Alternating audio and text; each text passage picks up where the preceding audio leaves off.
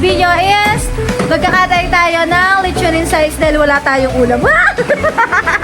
Walang ulam, nagkatay ng baboy. Ayan. So, yun yung maganda kung may alaga tayong baboy.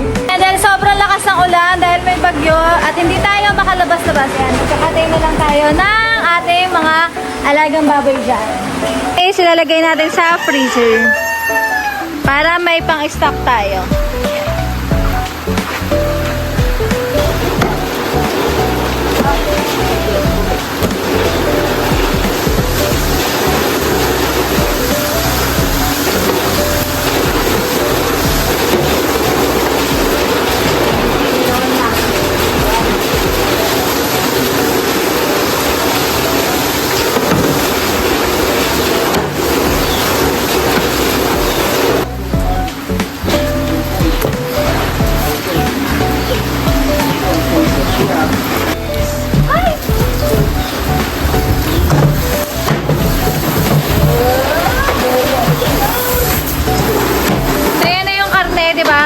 Tingnan pero ang dami niyang laman. Dami niyang laman.